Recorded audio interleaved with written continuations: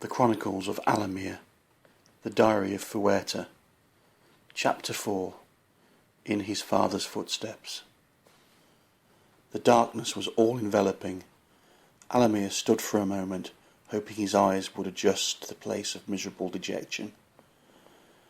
His ears ached from the silence, his nose filled with the stench of rotting flesh. This place was truly dead, a place where no other living thing would dare to venture.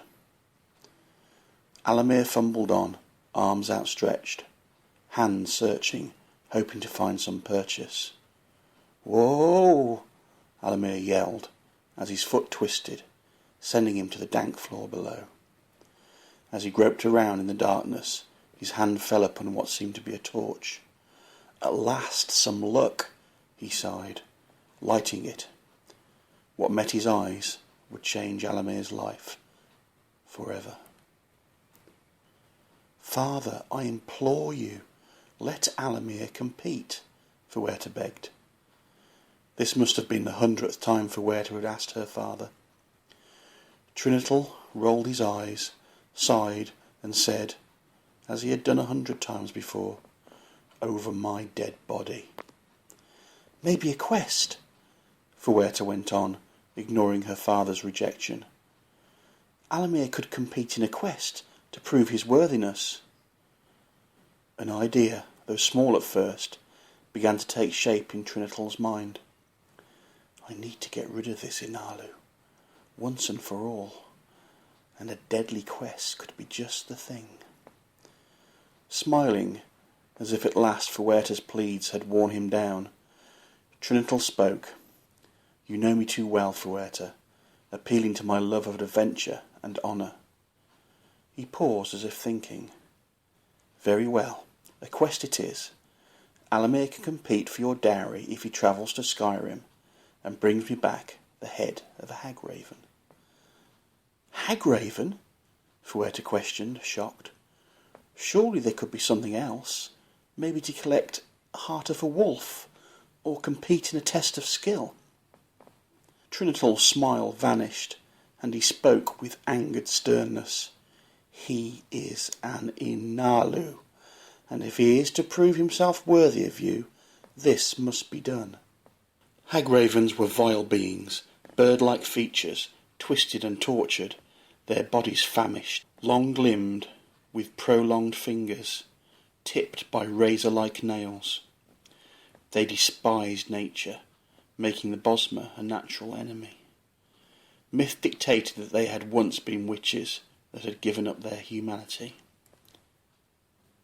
"He said hagraven?" Allimir raised his eyebrows, puffed up his cheeks, and expelled the air. "Yes," Fuerrta replied, shaking her head. "It's a folly of certain death, and I will not let you go." She took Allimir's hands in hers. "I will not let you go. I'd rather be bonded with Tekar than lose you completely," she continued. Allimir squeezed Fuerrta's hands, looked into her eyes, and spoke. "This could be our last chance of happiness. Our one chance. Yes, this may be dangerous, but I know I can do this. I must do this for us." Hag's End was atop a mountain in the Reach, northeast of Markarth. It had once been an ancient Nordic tomb. It was now home to a vile creature. The journey from Valinwood had been perilous. 6 moons had passed, Allimir finding himself in mortal danger again and again. Supplies were low. He hadn't eaten for days, and was weak from exhaustion. But he'd made it, and his goal was now within his grasp. He recalled his parting from Fuerrta. She had begged him not to go, but Allimir was single-minded in his decision and could not be dissuaded. The lovers had spent their last night in each other's arms, neither wanting to let go for the fear of it being their last embrace. As Allimir's eyes struggled to adjust from the darkness, he slowly began to make out his surroundings. The tomb rune was circular in shape, cut directly from stone, surrounded by 4 monoliths adorned with Nordic symbols. In the centre of the room was a stone tomb, On top, a prone statue of a Nordic king, arms crossed, clutching a sword. The torch flickered slowly, throwing ghostly shadows around the room. Allimir got to his feet and made his way towards the tomb. At the foot were two skeletons, one unmistakably belonging to a hagraven, and the other belonging to some sort of elf. The elf was clutching a shield in one hand and a scroll in the other. As Allimir approached, he gasped. Suddenly breathless, he fell to his knees, unable to believe what he was seeing. Upon the shield was his family crest. After what seemed an age of sitting, not daring to move, Allimir finally got up and examined the elvish skeleton. He removed the scroll from its hand and unfurled it. Written in Bosmer, he read, "I, Brulom, son of Huntarn of Valenwood, write in the 123rd age of Ifra. I have embarked upon a perilous task. For 7 moons I have travelled to the heights of the Reach to discover what I hope to be the answer to my family's misfortune. I heard whisper of a potion that could cure my newborn son affliction. This potion is reported to reverse the effects of Inalu. The dangers are great, but for the love of my son I must now take on this danger. The potion, made from a Daedra heart, is brewed by hagravens and must be ingested on a waxing crescent moon. Known as a generatus, originally named for its age reversal properties, may also be a cure for Inalu. As I prepare to enter the vile creature's den, my wife, Lorinesta, and sons Tekar, Nefor, and Allimir are in my heart and prayers. May Ifra smile upon me, Brulom, son of Huntarn." A single tear had rolled from Allimir's eye, emotions of sadness, joy and relief overcoming him. His father loved him and was willing to make the greatest sacrifice to ensure his happiness. Allimir carefully rolled the scroll and placed it in his tunic. Walking over to the skeleton of the hagraven, he pulled an elvish sword from its chest, his father's sword. A battle ending in the demise of them both had taken place in this tomb 20 years ago.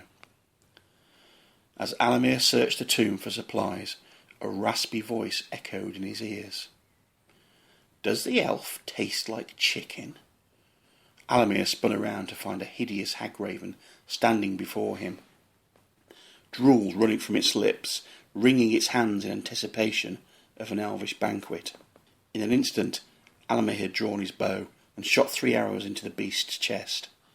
A blood-curdling scream of agony erupted from the hagraven's mouth. Raising its arms and pushing them forward, the hagraven conjured a fireball and blasted it at Allimir. With the skill and dexterity of a master, Allimir stepped sideways and rolled forward, dodging the fiery death. Swoosh, swoosh, swoosh was followed by another terrifying scream of agony. Staggering back, the hagraven found 3 more of Allimir's arrows buried in its chest. Once again the hagraven raised its arm and conjured frost, but grabbing his father's shield, Allimir deflected the icy bolt, and it harmlessly struck the tomb wall. With blinding speed, Allimir charged the hagraven, pulling his dagger from its sheath. The hagraven made a clumsy attempt to grab him, dipping, but as it did so, Allimir dropped to his knees, thrusting the dagger upwards and under the hagraven's chin. For a second there was silence. Then gurgle, cough, splutter. Blood began to pour from the monster's mouth. Removing the dagger, Allimir slid aside. Staggering and clutching its neck, the hagraven fell, gasping for air as blood filled its lungs. Then silence. Wiping away the foul-smelling liquid, Allimir resheathed his dagger. As he picked up the torch from the tomb floor, something on the dead hagraven's body flashed, catching his eye. Reaching into its robes, Allimir pulled out a small bottle, marked a generatus.